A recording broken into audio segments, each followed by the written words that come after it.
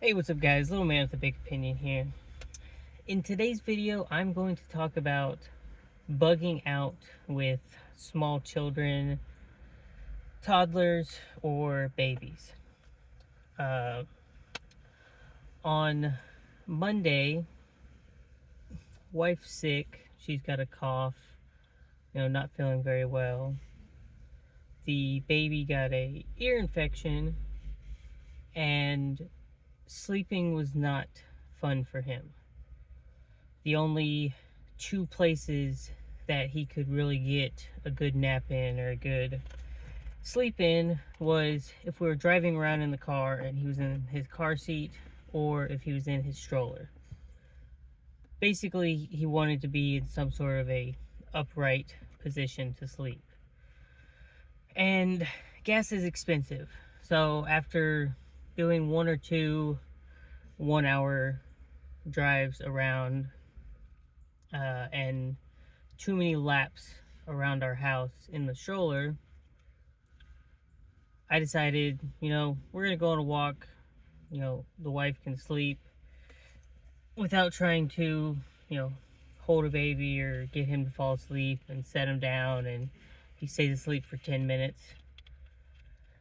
But Monday was also the day of the week that I do cardio.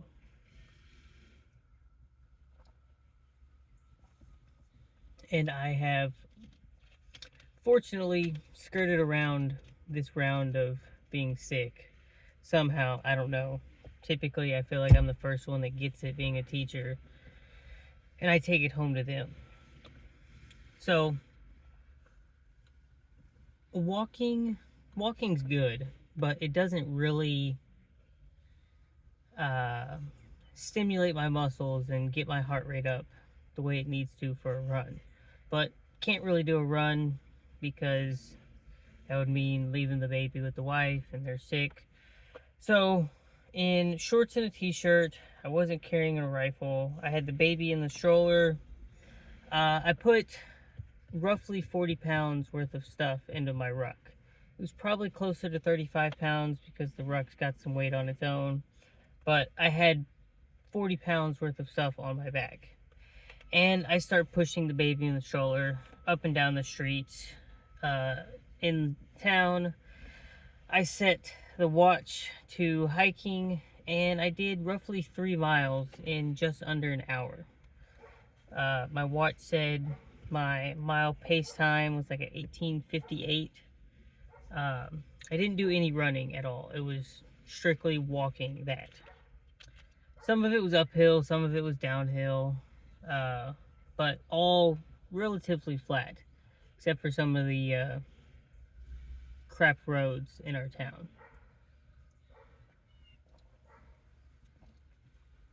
And so I was kind of thinking I had killed two birds with one stone. The baby got a really good nap in. It only took him about 5 minutes to fall asleep.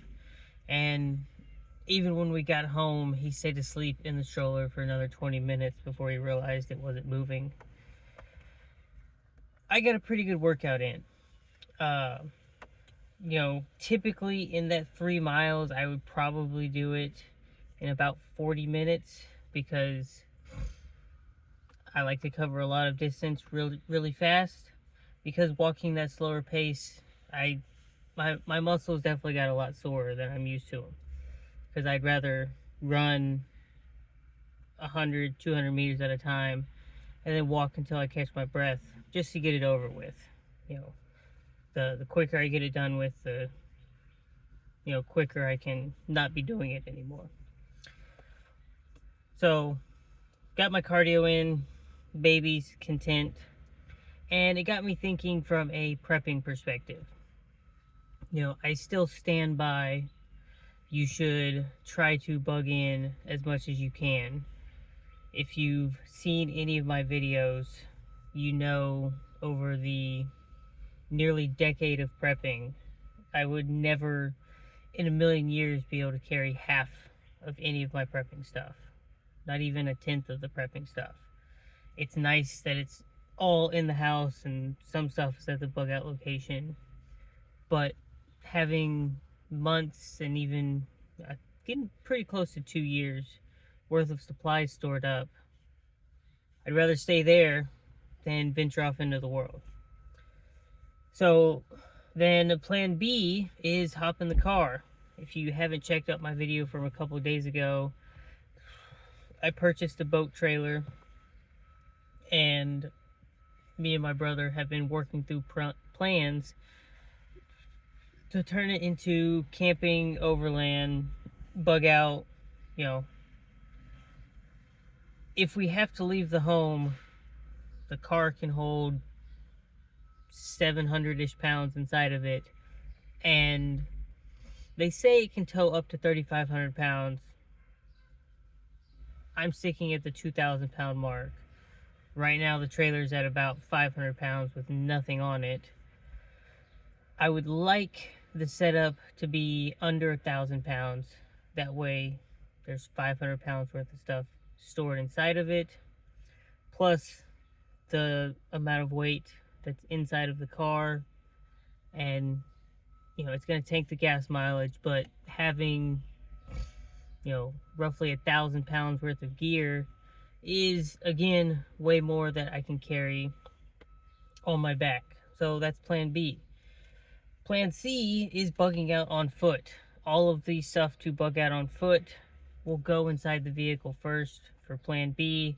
And if we have to ditch it, or something warrants going to plan C, then that kind of gets into how I started this story. When training for a bug out situation where you're carrying your stuff, I've heard many preppers talk about you're a glorified refugee.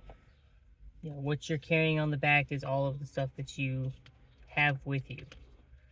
So I think it's important to be able to comfortably carry all of that stuff.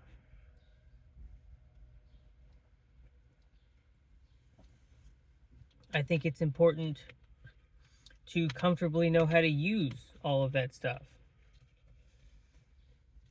And so another thought process within that is knowing a destination. If you don't know a destination, then you are just wandering around aimlessly. So our destination is our bug out location. It's roughly 18 miles away. Takes us about 12-13 minutes by car to get there. But if we had to walk there for any sort of reason, before the baby, it's possible to get it done in one day. With the baby, I would now say it's a 2-day trip. So in theory, you only need supplies for that 2 days. You have most of, or almost everything that you need at the bug out location. The only thing in the bug out bag is to get you to that location. So you're not going to be carrying 2 weeks worth of food in your bug out bag, because hopefully you've got the food storage and the sustainment at that location. You maybe want to carry 3 days worth of food. You're going to fill up maybe 3 1-quart bottles. You're not going to have one of those 5-gallon bladders for a trip like that. For one that's 40 pounds just in water, hopefully you have ways to refill along the way, which there's one creek along the way. But, you have water storage and a way to get water at your bug out location.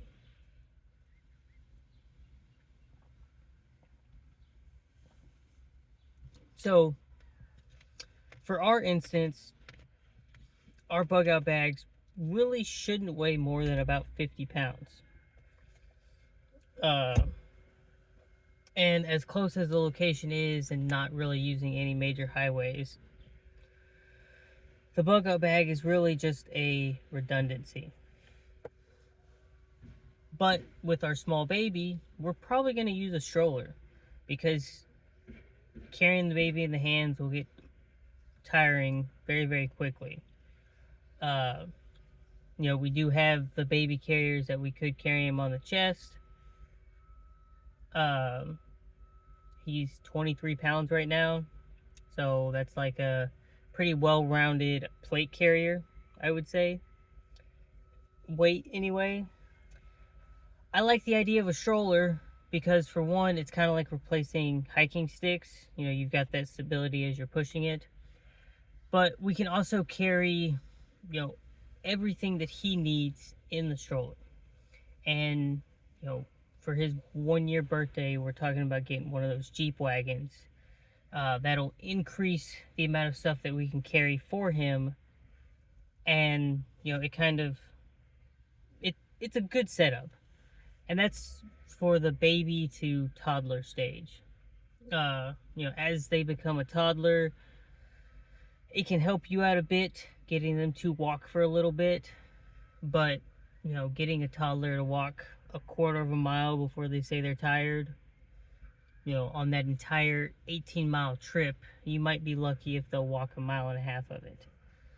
Uh, it's as they go from toddler in that 1.5 to, you know, 4 to 5 range that you could get them to start walking more. Maybe they've got a small backpack that they have 5 pounds worth of stuff in it, and that 5 pounds worth of stuff is a game and thing and toys to keep them entertained, and snacks in their water bottle, and maybe a boo boo kit or something, or a blanket. They're not going to be carrying much more than maybe 7 pounds, and even then, at that age, you still want to have maybe their wagon, because maybe they'll walk half a mile before they say, "I'm tired, pick me up," or "put me in the wagon," or something like that. So, you know, the 2 to 5, they're barely carrying their own stuff, and they're maybe doing a quarter of the trip on their own. 5 to 10, you know, now you can start adding weight, you know, by a percentage standpoint, and they're carrying their sleep gear. You know, they're starting to become more physically active. You know, hopefully you've got them doing some sort of sports that now they're running circles around you.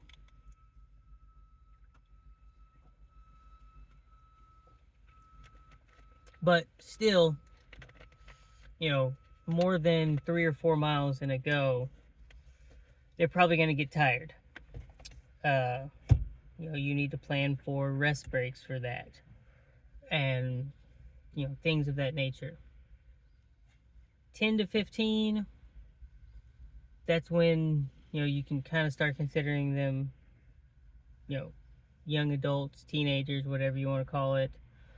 And now they're probably keeping up with you. You know, I say that 10 to 15 because from 13, maybe 12 and a half to 14, I was training to go to Philmont. You know, I was 14 and a half when we went to Philmont, and we were doing on average 11-mile days, because when we went to Philmont we did like 128 miles in 10 days, and the lightest my pack was 50 pounds. First day was miserable, and you know, had to slowly build up to the point where I kind of enjoyed it.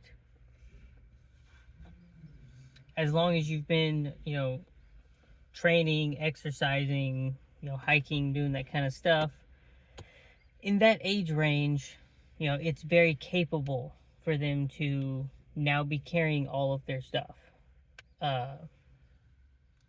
And, you know, comfortably, you know, on the earlier side of that 10 to 15 range, maybe you're not quite doing it in a day, but getting closer to that 15 range, at least for us, that 18 miles could probably be done in one day. And that's taking rest breaks, but it's mostly, you know, doing our best to get to our location as quickly as we can. By that point, the bug out location is, you know, right now it's set up a tent. We've got a small kitchen area. You know, we've got firewood. we could rest the next 2 or 3 days, and we have the food supplies out there that we don't have to immediately jump into, getting to work. And the more and more as time passes, the more and more it is set up to where, we could get there as quickly as we possibly could and rest. And it's in a secure enough and, far enough away from civilization that getting to the bug out location in as quickly as possible, we're not having to jump in and doing work. And once the trailer's complete, we should be able to take that out there, no problem. We're at our bug out location within 15 minutes. We're not going to be sore for 2 or 3 days after from carrying all this stuff. And if a cabin or shelter isn't built by that point, we'll have the rooftop tent on the trailer that also has a kitchen set up, and we can immediately jump into setting up food sustainment. So as a recap, have you actually covered any sort of distance with your small children and while carrying a decent amount of equipment? If you haven't, I would try it. Throw on your hiking pack with all of your hiking gear in it and push your baby in the stroller, or have them ride their bike as you're walking with them, or they could go on a walk with you and you're just carrying the stuff, depending on the age of your child. I would do at least a mile, preferably 3 miles. Once you've done 3 miles enough, up it to 4, up it to 6. Turn it into a all-day Saturday where you go to a state park and hike their trails. Take all the rest breaks you need. When your child says they're tired, take a rest break. When you feel like your back's gonna give out, take a rest break. If you go to a place that has water available, go through the steps of consuming your water and filling it up.